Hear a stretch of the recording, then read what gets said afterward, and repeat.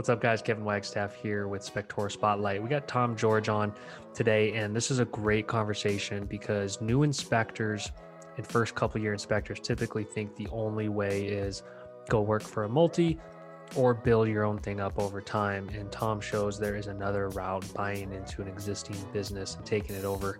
So very refreshing to hear another route, and he talks through a lot of specifics. So fun to just hear whether you're thinking about doing this or not, or didn't know it was a possibility at all.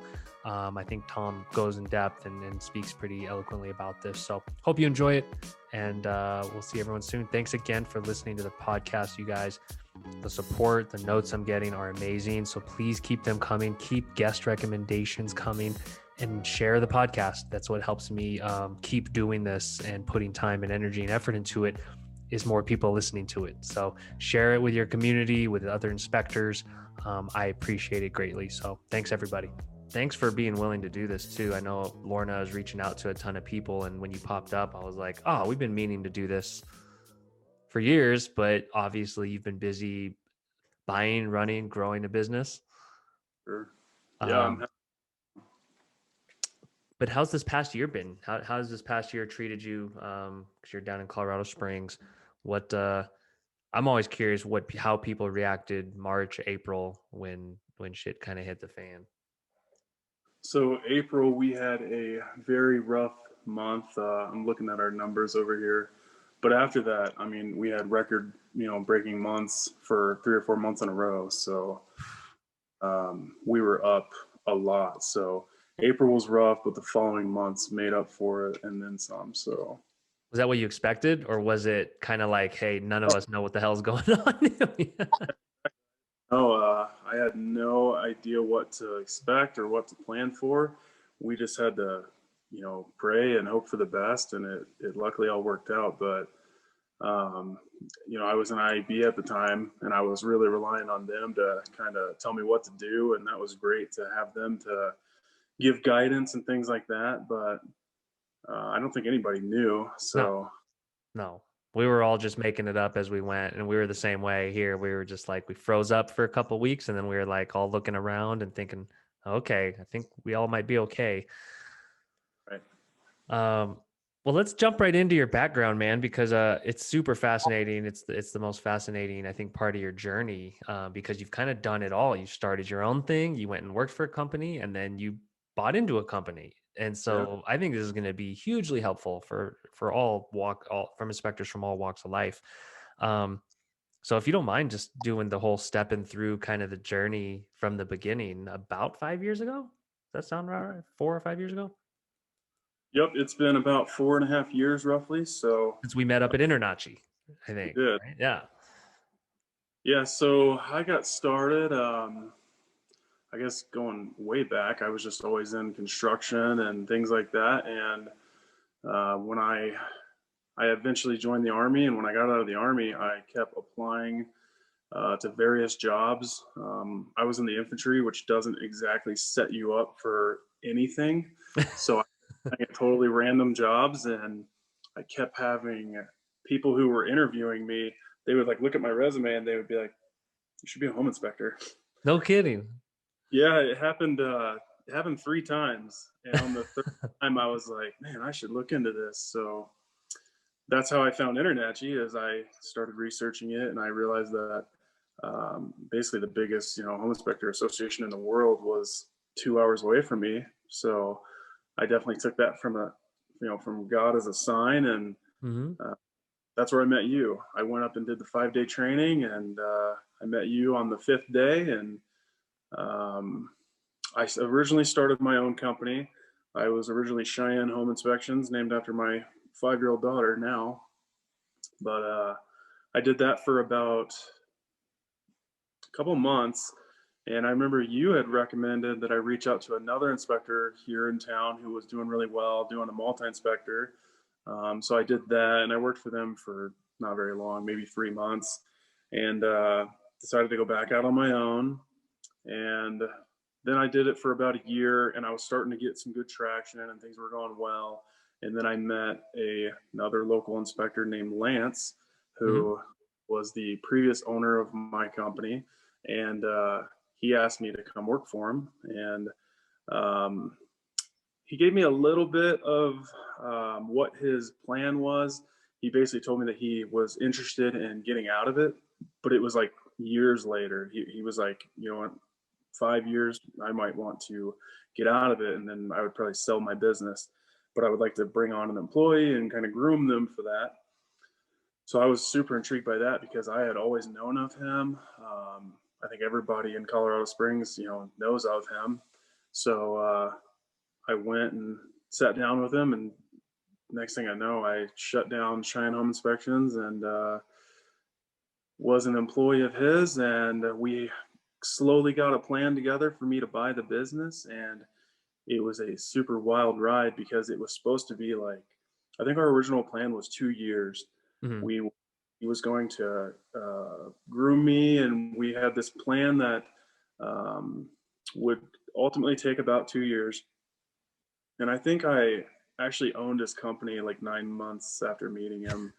Uh, our plan didn't go according to plan at all. Yeah. It, uh, Once we started talking to, a lawyer and a lender and things like that, they kind of told us that our plan didn't make any sense.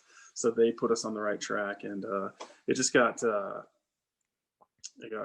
it sped up a lot. But so yeah, that's kind of how I came to own this. Lance ended up working for me as just an inspector for about a year, and then about a year ago he retired fully. So Wow. When did this is great. I have so many questions, and for anything that you don't feel like diving into, don't feel like you need to. Only speak about what you're comfortable speaking about on specifics. But I think it's super interesting, and most inspectors don't know anything about this world and this side of the business.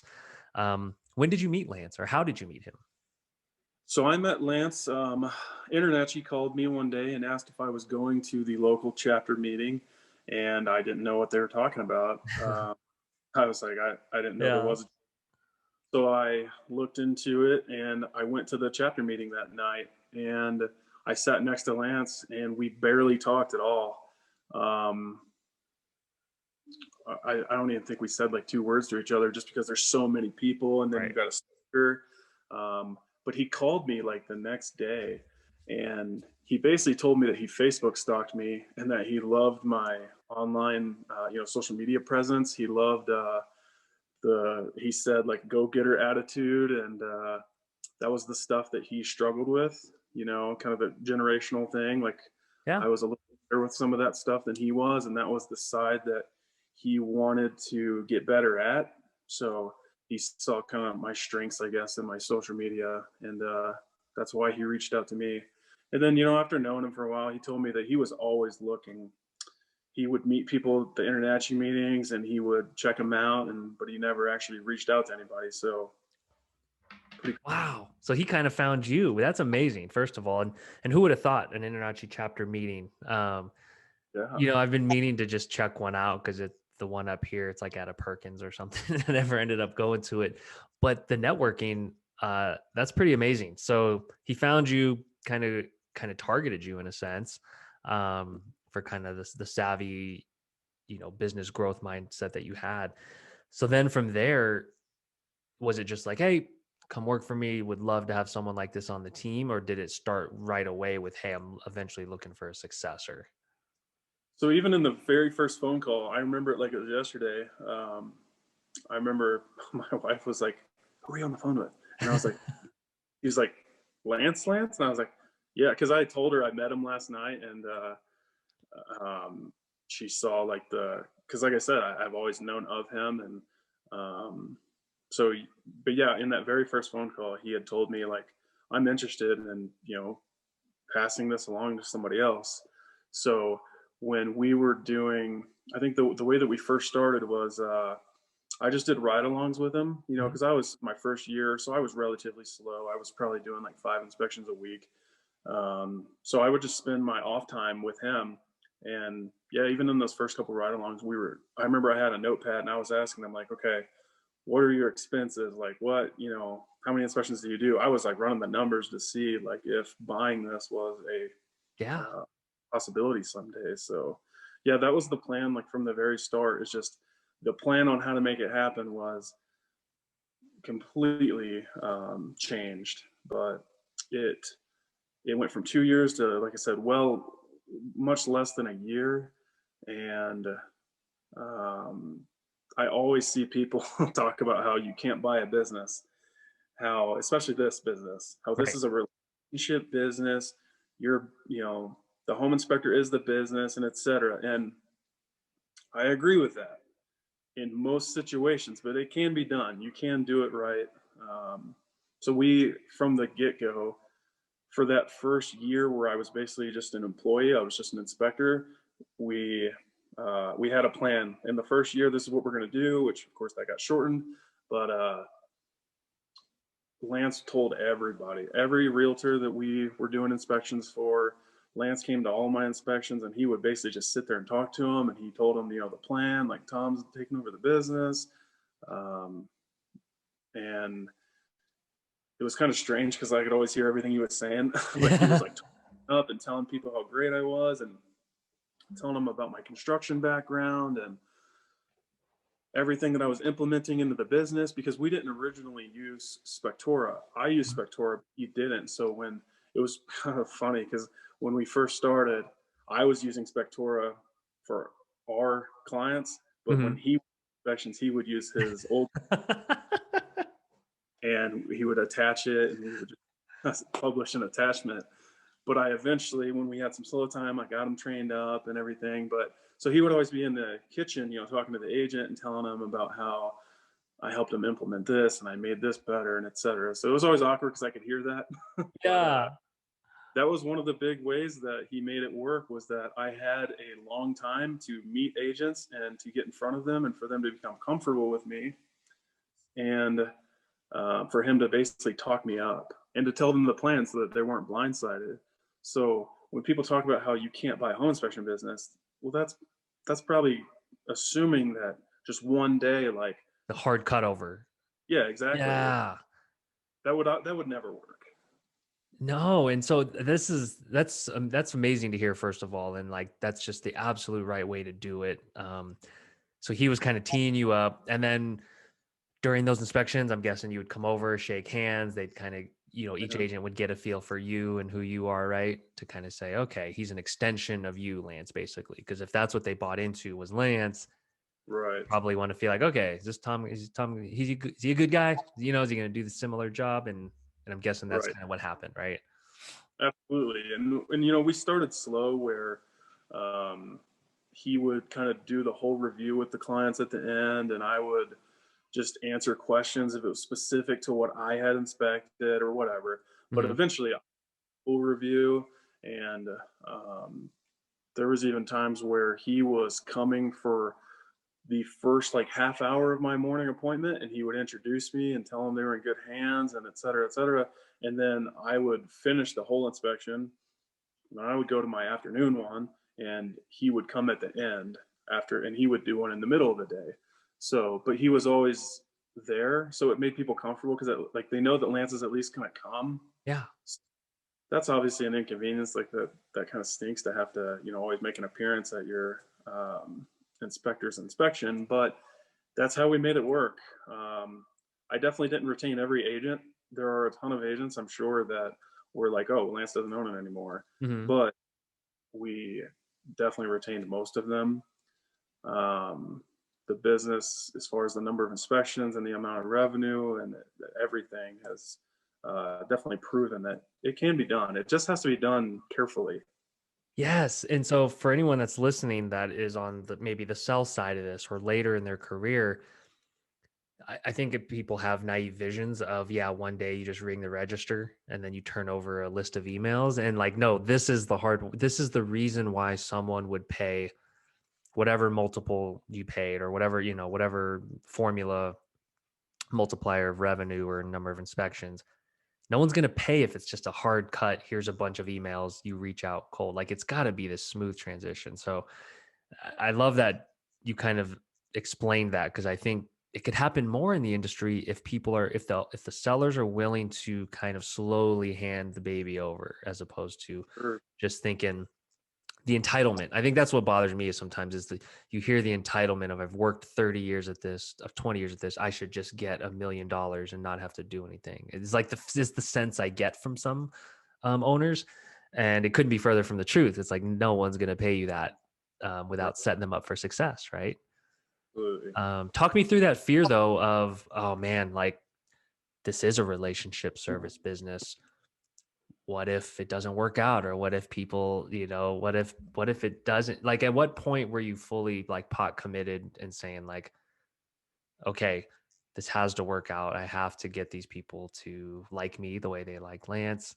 And was there any fear of like, man, what if they do just drop off and I just paid a bunch of money for, Yeah, absolutely. It was a very nerve-wracking experience going through the loan process, and I had a closing date just like when you buy a home, and okay. leading closing date was pretty terrifying. And I actually kind of remember wanting to, not that I would have, but I remember having like definitely second thoughts at the very Mm-hmm. right before closing.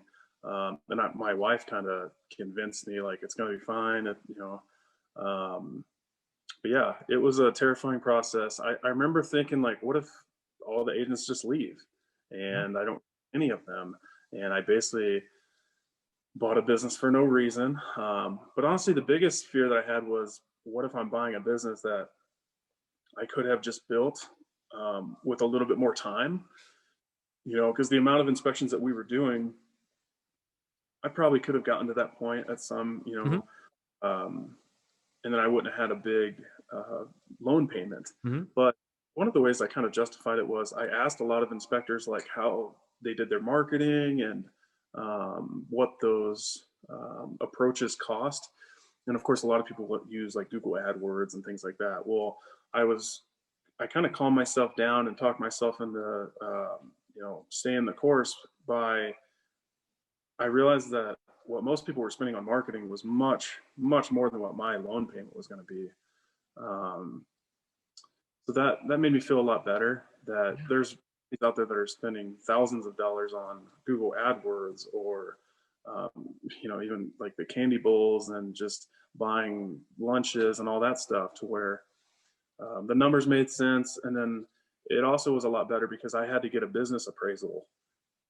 So it really is like very similar to buying a house, but Yeah. I had a professional take all of our tax documents from like 6 years before then, and they appraised the business, and it appraised for more than twice what I paid for it. So that obviously made me feel a lot better. Amazing. Yeah. Yeah, And I love comparing it to this because I've seen over the years inspectors take mostly that route of build it myself.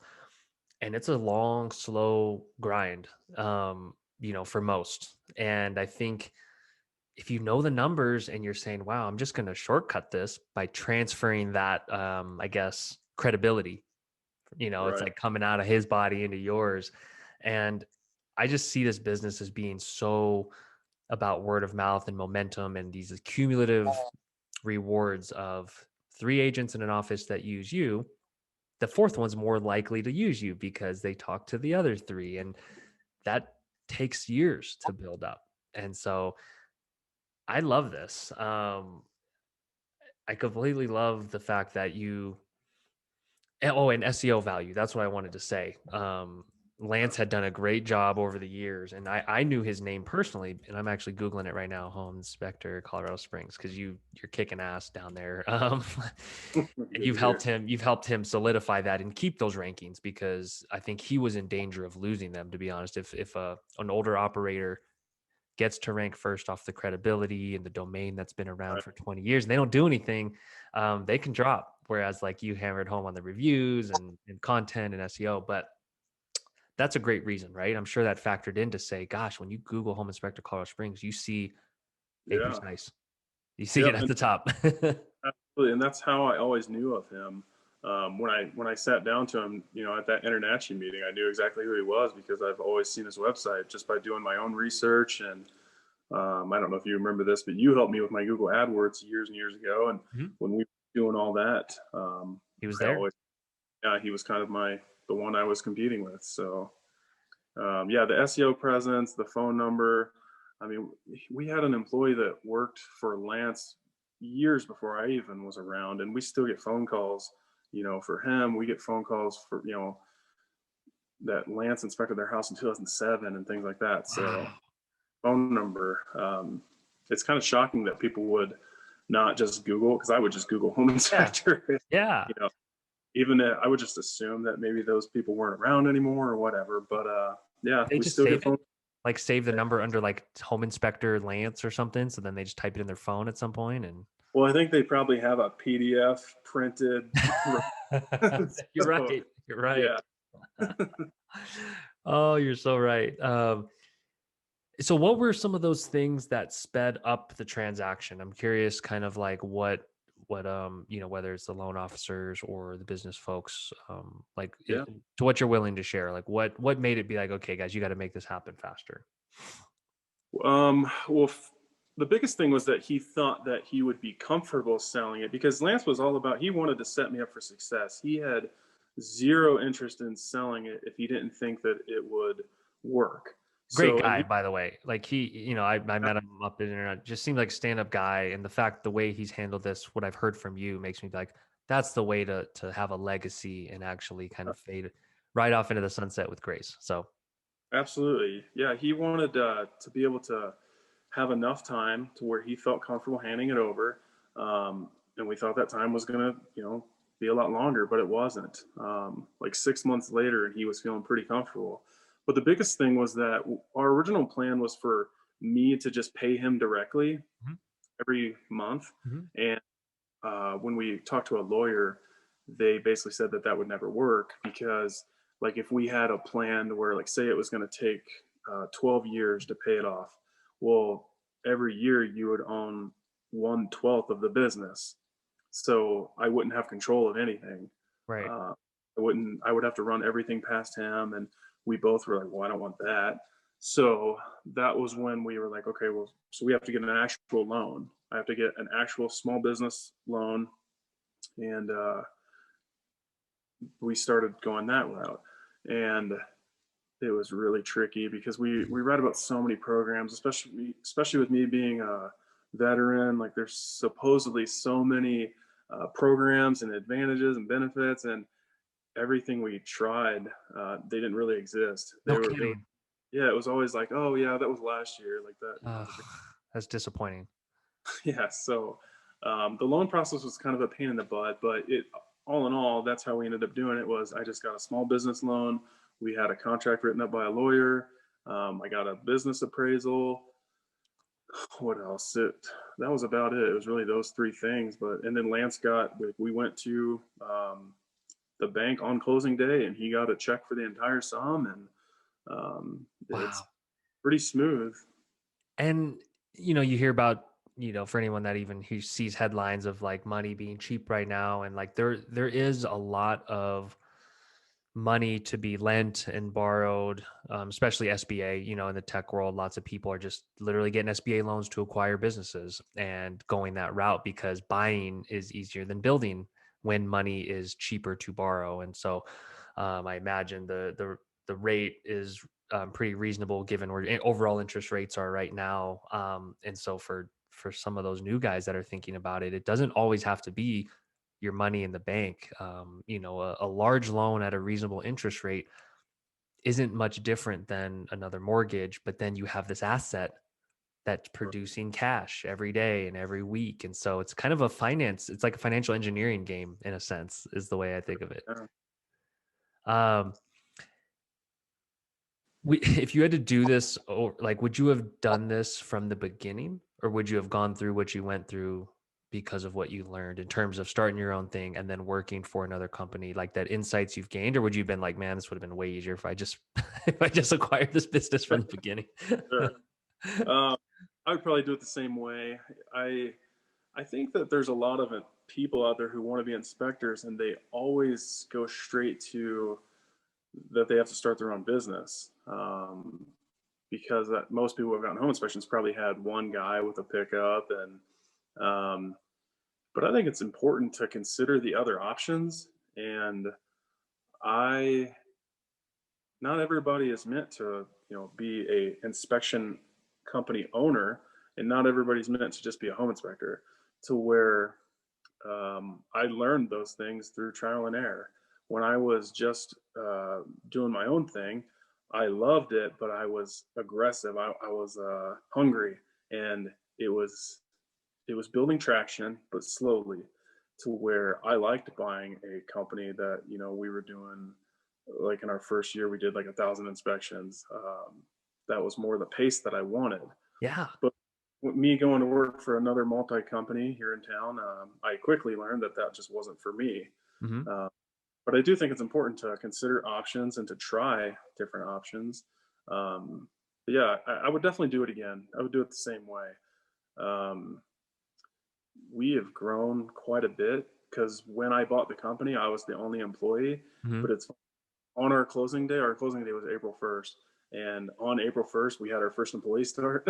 So, Nice. Yeah, you came in hot. You were like, all right, I got plans. We're going to scale. We're going to grow. You want to have quality of life too, all the great things. yeah, Um, we, oh, go I ahead. was, we, we never offered sewer scopes. It was something that Lance was just not interested in doing.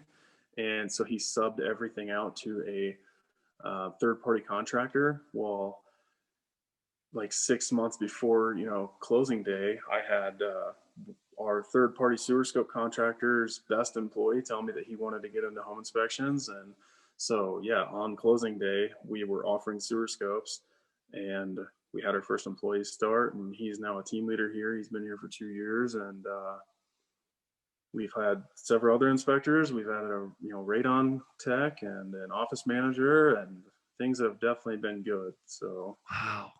And this is such an important point to me, and it became crystal clear when you just said this of the different skill sets it takes to grow a business. So it's like you're talking like sales, social media, hunger, pounding the pavement, getting in offices, shaking hands. That's like one side of the brain and kind of one part of the body. And then you have the owner operator side where operations and efficiency and maximizing value and adding services and coordinating people and logistics, completely different part of the brain that I think a lot of home inspectors are kick ass at. I think a lot of them are more skewed towards that side of the brain, in my opinion, which lends itself totally to saying, hey, can I get into something that I can just make better, and I don't have to go shake a million hands and do a song and dance and make Google slide decks and all these things that inspectors are like, oh, Kevin, can yeah. you guys just make that for me? I'm like, no, you got to grow the business. And so it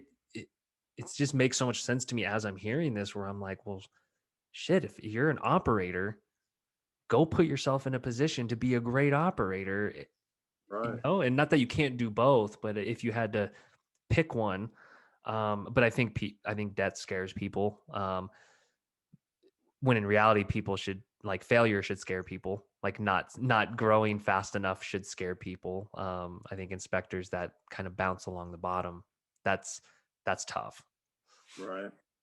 Well, yeah, and I think people just need to, if you want to get into doing home inspections, you just have to be honest with yourself and ask yourself, like, do you want to be a technician? Like, are you maybe the type of person who's just fascinated with houses, and then maybe be a home inspector and work for a multi company? But if you truly want to do all the other stuff, like the business side of it, the marketing side of it, that's honestly my favorite part about this job, is that I'm not naturally good at those things. The amount of things that I've had to learn since starting doing this, it's it's pretty amazing, to You've grown where, so much, man. It's insane. Like every time we talk, I'm like, dude, I'm like, Tom he's just learning so much and it's amazing. yeah. But that's my favorite part, is that you're kind of forced to get outside your comfort zone and do things that you might not want to do or be comfortable.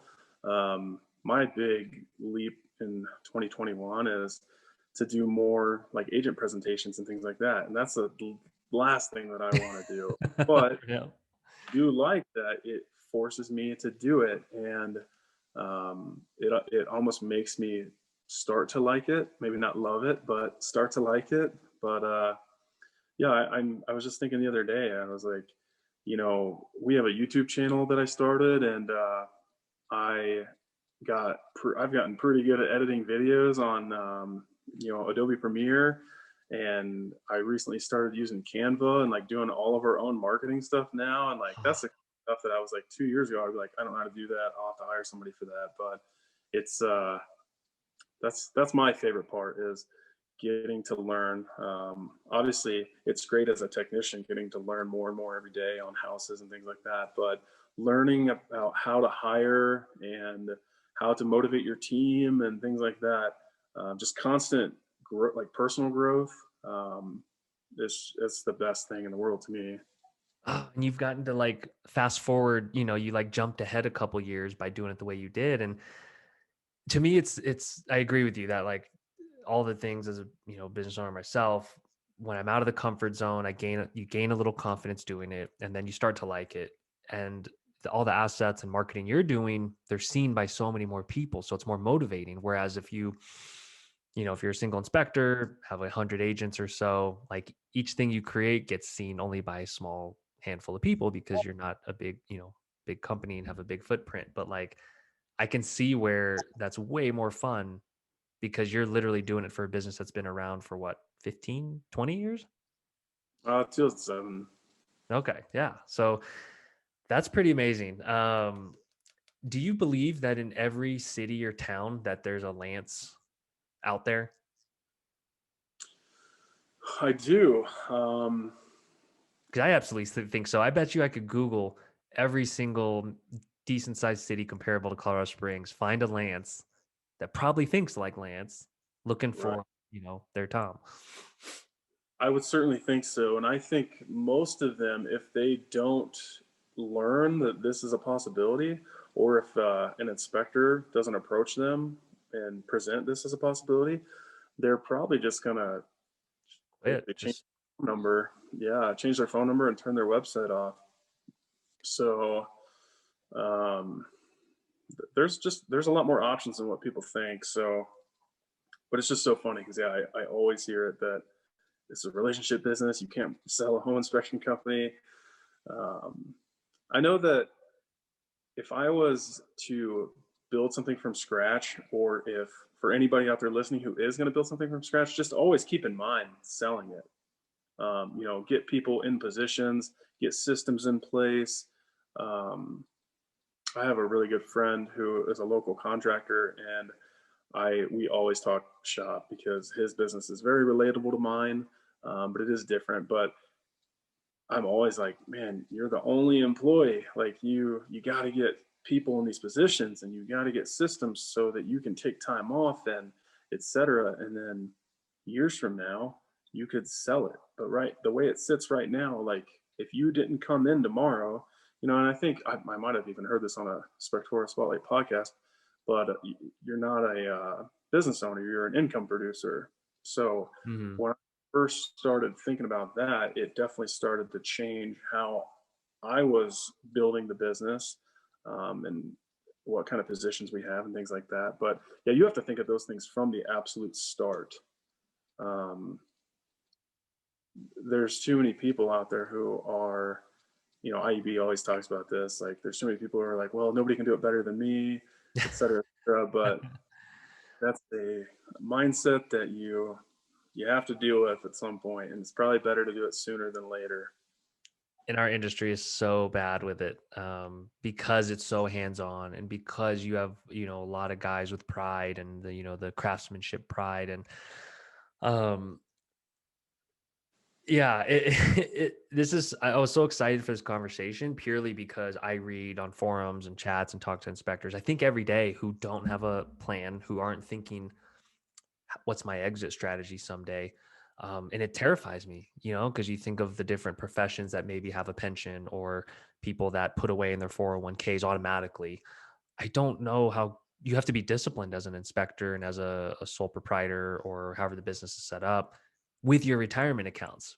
And that's like Right. getting into personal finance and stuff. But I just fear that a lot of these older inspectors, they kind of have just been living day to day, week to week, month to month, and not thinking, okay, could I get a couple $100,000 someday to kind of help with my retirement or whatever the price is.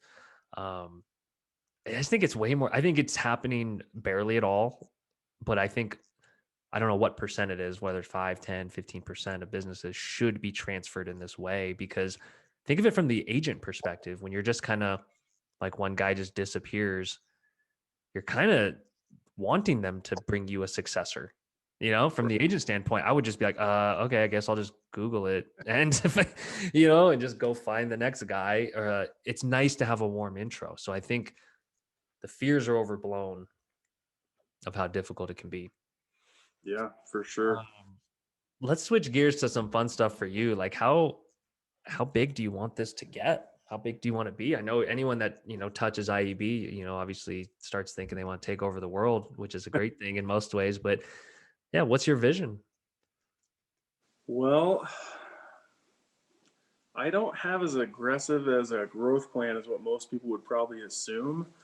Um, It's totally okay. I think it's sometimes when I hear some people saying like, "Oh yeah, we want to be in multiple countries and universes and galaxies," I'm just like, "Okay, slow down. You uh, got, you got well, to." and like you have to grow at a reasonable rate, or obviously the quality goes down and things like that. We have only hired um, we've basically tried to hire like one person every like 9 months. Anything less than that, like that's just too fast. You're going to lose control of that quality. Um, but I do have my inspector who's been with me the longest, the one who started on our closing day. He lives in Littleton and he drives to Colorado Springs every single day. Oh, So yeah, we've recently talked about like well, maybe we should just expand to Littleton. Let's go to the South Denver metro area so that he can stop commuting so much. But I know that that will take off really quickly, and then we'll have to hire another person that lives up there, and then eventually, a team leader of those people. And yep. so that's where we're leaning towards is kind of expanding north and maybe south. But we just opened it's kind of in the process right now, what we're calling like a home maintenance division. So we're going to start offering home maintenance plans for homeowners. So that's our 2021 big push. So Love that. So what would that look like? Hey, your furnace goes out, or you need dishwasher repair within the first year, second year, or how do you see that? So we're actually only going to be doing like routine home maintenance. Of course, there's a lot of home inspectors that are like, oh, you can't do repairs. Well, I do agree that it's a huge conflict of interest for a home inspector to go into a home and inspect it and then to offer to do Mhm. repairs. Because of that, we're going to steer clear of that. There's a lot of opportunity where somebody could be shady and they could create a leak and then offer to fix it. So we'll be doing things like cleaning dryer vents, cleaning gutters. We just, over the years, we have so many people ask us if that's something, because we always do a mechanical room tour. It's like one of our Mhm. big um, steps in our home inspection process is we take them down there and we educate them on this is how you change this is how often you should do it. And we just always get people that are like, do you guys do this kind of stuff? That's what I would ask. Yeah, exactly. So um, we're going to go into people's homes and offer a routine or like a routine home maintenance plan consultation. And we would go around and look at everything in the house that requires. A lot of people's refrigerators have water filters, but they don't know that. Yeah. Or their clothes washer has a filter and they don't know that. So we'll go around the house and look at all those things and basically put together a report, if you will. And we design a plan where we come back quarterly. And on this trip, we're going to winterize your sprinkler system, um, clean your air conditioner, and do these things. And then in 3 months, we're going to come back and do these things, and etc. So I love this so much. Like I can't tell you how much opportunity I think is here for this. One, from being an agent, from being a home buyer, homeowner, and then just over the years hearing all this feedback that the market is saying they want this and need this. And no, it's not a conflict of interest for those of you just tensing up and getting scared, thinking like you're gonna no, like it's not. It's just flat out not, because these are no, things every homeowner needs. exactly. If they're I'm even not anything that you don't know. If I say that in the spring your AC needs to be clean, like who can duh. argue? Yeah, exactly. And millennials now, like we have to like adapt as an industry. And I get so pumped in it. I'm already like, okay, how can we help you enable this with like subscription payments and kind of have that Right. recurring billing through Spectora, because these are no brainers to me. I don't change my own furnace filter when I should, and it's just like I would pay for this in a heartbeat. So funny because people are always like, I bet you keep really, good maintenance on your house. And I was like, I've lived in this house for 3 years. I think I've changed my furnace filter one time. So Yeah. I almost messed up this year, blowing out the sprinkler. It's like there's all these things where I'm like, to me, easily pay whatever the number is, like whether it's 100 a month, 150 a month, or something that smooths it out over time to not sure. worry about those 4, 5, 6 events a year. So let's talk more about this. I think you're absolutely onto something. I think this could be huge. And this stops people from having to either Google it every time or go to a home advisor and find kind of someone they don't know or trust. That was the big thing. So I started talking to people because I've been planning on this for about a year now, Mhm. and doing research and kind of putting the system together. But I talked to a lot of people, and there were people that it's so hard to hire a contractor here. I'm sure it is, but it is It's absolutely insane. ridiculous. They don't return phone calls, they don't show up, or they're just not a trustworthy, professional. So I think the last person that I talked to I finally was like, okay, we're doing this. We need to set a date. They were like, well, yeah, it's so annoying. Like I have to find somebody to do my sprinkler system, and then I have to find somebody to do my dryer vent, and that it'd be so nice to have one person. And I was like, yeah, and we know homes so well that that's another thing is some of the contractors that we just as every home inspector listening to this either has dealt with this or they will, but they'll write something up on a home inspection report and that contractor will say that they're wrong and that they're 100% right. It's just a lot of contractors, they like so let's say a contractor that does water heaters, well, they know how to put part A to part B and etc., but they don't think about the big picture. And sometimes they're not aware when you point out a problem. Um, Maybe something like building science related, to where that's where I was just like, with our level of knowledge, we could just provide an amazing service to people and skip a lot of headaches. Yeah, because don't you think all those tasks we just mentioned, those are things most home inspectors probably know how to do, I would venture to guess, to where it's not like you have to go find maybe a specialized, sprinkler contractor to do one thing. I think like if you talk handyman home inspector, most of those tasks are trainable and Right. scalable. That's what's so exciting to me about it, because you're not talking about doing HVAC, or you're not talking about doing in-depth, water heater installations. You're just talking about the basics that people hate to do and always forget to do. Right. Well, yeah, and that's the big thing is it's not that people, are just neglecting their houses. People get busy, Mhm. people have good intentions, and next thing you know, months have gone by and the gutters are overflowing and etc. So, um, my wife, we have 2 kids. My wife's a realtor. She is super busy, and yeah, we don't even change our own furnace filters. So, The hard part with this probably is hiring. So if I'm in the mind of a home inspector who's like, oh yeah, it's a great idea, I should do that. It's like, okay, do you hire someone W-2 to just do this and then make a bet kind of on yourself that you can market it and get people to sign up? Or do you kind of contract it out to start till you get validation and then you bring someone in-house? I'm trying to think of all the ways this could work. so one of the ways that we are making it work, and one of the ways that we decided to pursue this, because I'm an open book, all of my employees are salary. Mhm. So in the winter, we obviously we're in a season, we're in Colorado, so we drop down significantly in the winter. So this is a way to help me keep people. I've never had to lay anybody off, but that's not to say that it could never happen. So this is just another way to help bring in additional revenue during those slow months. So, but yes, if you had to hire somebody just to do this, it's going to be very tricky to bring on somebody until there's enough traction. So there's always that challenge, but that's how I was able to justify it, is that all my employees are salary. Yeah. And I think home inspection profits can subsidize it. So if someone was willing to take a bet and say, okay, I'm going to forego 5% of profits every month to put into this in debt to this venture to see if Mhm. I can prove this out. I think that's a great bet to make because it's not like you're trying to create something out of thin air. Um,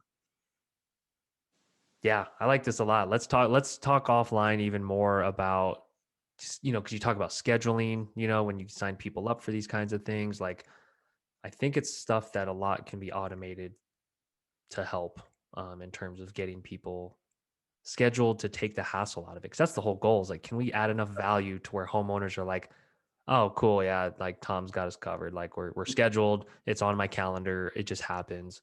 Like Right. that's how I would want it to work. Sure. Yeah. Yeah. Oh, I've thought the same thing. awesome, man. What else? Yeah, what else is interesting to you in the world? In the world of home inspections, kind of what you're observing or seeing, or you said you're in IEB for a bit. I was, yeah, I recently stopped. I'm not good with the time commitment.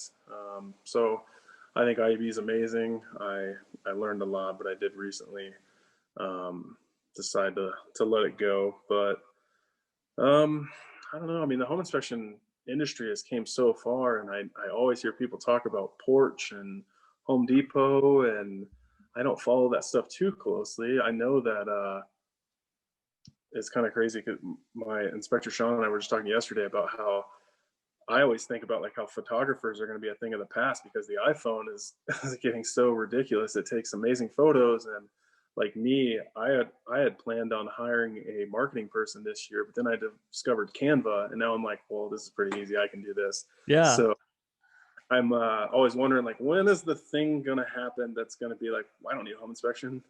So it's a scary thing, but I think we're safe. I mean, I think I listened to the podcast episode with you and Mike on there talking about how data, I forget how it was worded, but could basically you send a drone or something through a house and could it do the home inspection for you? And not in my lifetime. I don't think I have to worry about it. Is it possible? Sure, but I think we're safe for now. I agree. And like trends with millennials are in the industry's favor. It's not like people are getting more savvy with handyman, with being a handyman in the home. And um, I think people are going the other direction where they're like, hey, let technology take care of it, or like, I don't want to deal with this stuff. The problem is there's just such a shortage of. I don't know if there's still a shortage of home inspectors. It's hard to tell. I don't know how crowded the market feels to you.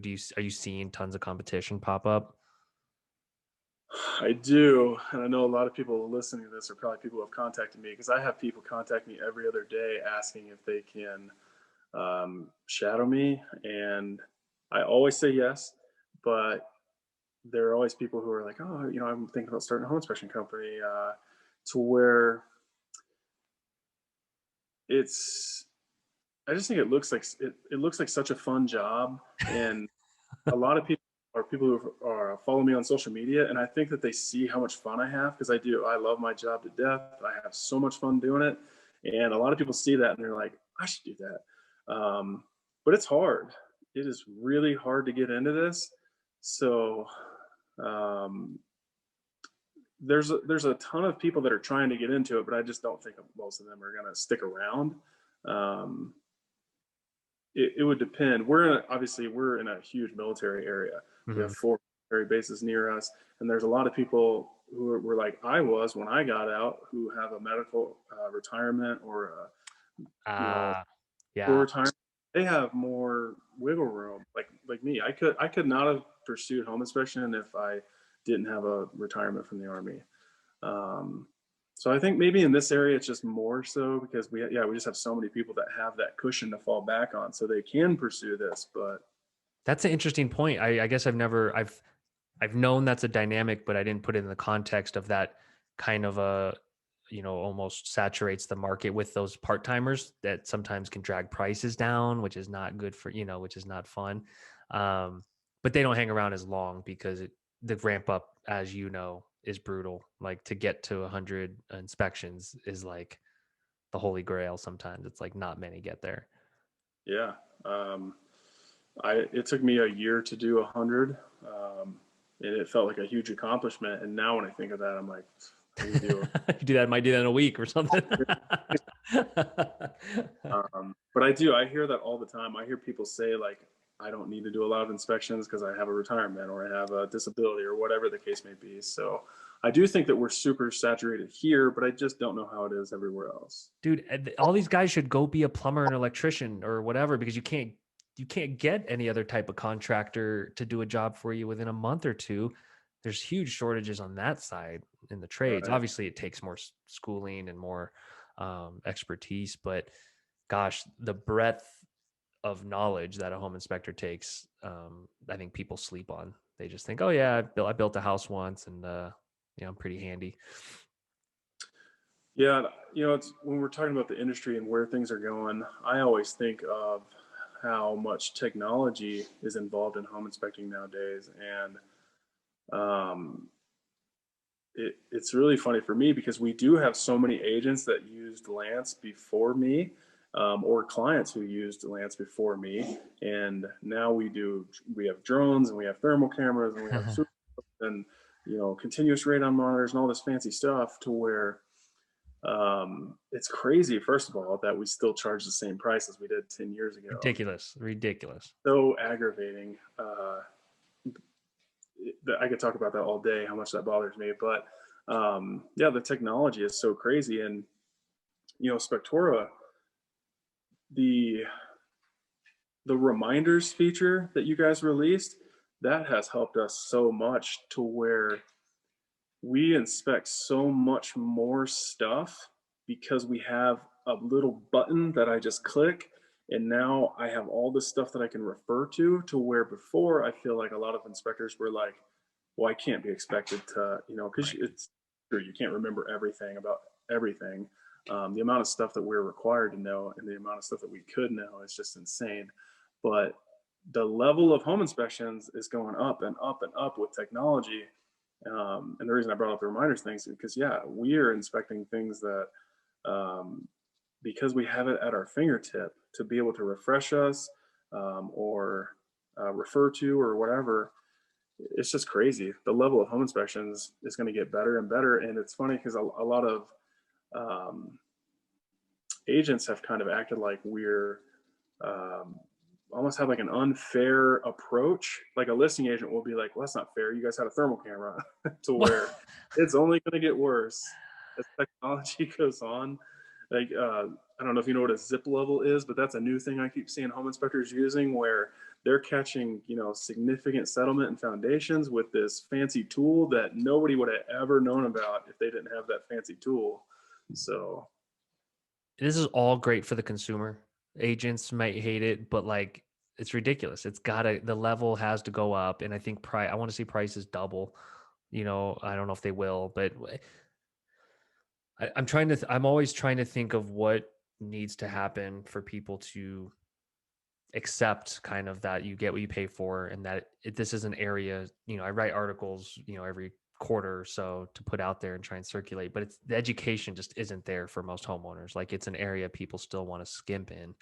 And yeah, I don't know, should it be like paid through different means or stretched out or subsidized somehow? I'm trying to just think of ways that people need to comfort up to say like, yeah, this probably is worth $500, guaranteed it's worth $500 or 600 or whatever. I don't know how we solve that. That's education. I think every inspector out there needs to be blogging about this stuff, needs to be on YouTube talking about this stuff. That's how we do it collectively, in my yeah, opinion. when it's funny, a home inspector might lose a inspection, lose a job to another inspector who was $25 cheaper. But Mhm. one defect, a single defect that could be found that the more expensive inspector found that the cheaper one didn't find. I mean, we're talking about like big ticket things. We're talking about like a leak or whatever that could cost tens of thousands of dollars. So to me, it's just so silly to not just go with the most reputable person, the most creditable person, etc. But people do it every day. They do. And I don't know where we sit in kind of the world that's shifting around, like data being a product, and people accept, the whole Facebook kind of exercise of it's a free thing, but you give them all your data, and most people willingly know that now. And so like, I wonder, it's like you said, the porch thing going on. Like, is that something that's happening in our industry? Do we need to be aware of it? What should we be thinking about? These are the things that keep me up at night sometimes, of like, Yeah. our prices going down, but then what's going to compensate you guys for if prices drop, say 5% on average a year or whatever, or if they rise by 5%, like what factors into that? That's just fascinating to me. Sure. I agree. Because if people are like, hey, who's going to help me maintain this house afterwards? It's like, could you give a slight discount on the home inspection because they're doing a home maintenance plan? Then you're kind of, making sure you're growing and getting what you want, but then it feels better to the homeowner because it smooths out maybe the upfront payment or something. I don't know. Right. Absolutely. Just brainstorming here. It's just, I love that though. That's like what I'm most pumped about. I'm going to be thinking about that all day. Um, we got a couple minutes left. What else is on your mind? What else has been going well, going poorly? Dude, the marketing stuff, props for that. That's exciting. I'll have to scan through your social media accounts and I'll link to them in the description too, so everyone can check them out and follow. Yeah. Thanks. I really, we started making YouTube videos for training purposes mainly. In order to streamline getting an inspector through training, we were making videos on how to inspect a garage and how to inspect a kitchen and things like that. And that's kind of where it started. But then we started making videos on how to, best use our Spectora template and how to just everything, how to maintain it's funny because we always hear like really common misconceptions. So then I was like, and it drives me nuts. I was like, we made a list of all the misconceptions that we hear every day that are not true, but we hear them by realtors. Like, for instance, realtors tell clients all the time, and then the clients call us and they're like, well, my realtor said I don't need a radon test because this house doesn't have a basement. And I'm always like, oh, I want to crush that so bad. So yeah, we made a video to address that. And of course, not everybody's going to see it, but it'll help a little bit, and that's worth it to me. Can you send me that list? I'll put out an article. I'll reword it so we're not writing the same article. But I just want to keep putting out these educational pieces for agents and home buyers, because honestly, if we can make all of our lives easier, get in front of people, like that's what it's all about. So I'd love to hear that list. I asked a question on the user group the other day of like, what are 3 things you wish homeowners knew? Because I want to start putting this content out there and getting in front of people. Yeah, for sure. It's frustrating to me because we'll not do as many radon tests because agents are giving out bad information. But I'm also always like, what if that client decides to get a radon test afterwards? Say a home inspector, somebody talks them into getting one after closing, and it comes back high. I would think that agent's probably liable for that and should probably be buying them a radon mitigation system. So we're trying to make everybody more knowledgeable to help everybody, the home buyer, the agent, etc. So that's where our YouTube channel kind of came in, but it's really fun. It's something I really enjoy. So I love it. It's another means of communication, and I think the more you guys communicate with agents, the more comfortable they feel in trusting you guys and not being the stereotypical, kind of bad agent that wants to hide things or tell people not to get a test because it could make the deal fall through. That's a whole nother topic, is their incentive structure and the way they're incented to want to sandbag the home inspection, honestly, because it's a place where the deal could fall through. right. And they have to, like, it's, to me, there's just so many ethics involved in that, in being an agent. Yeah, we could probably rant on that for an hour. For sure. Well, cool, man. I got to jump. This is outstanding. Thank you so much for telling the story. I think this is going to be a hit for sure, but I'll send you all the links and all the good stuff, and we can share it with everybody and go from there. Yeah. Thanks for having me on. All right, brother. Have a good day, man, and have a good rest of your week. All right. You too. All right. Later.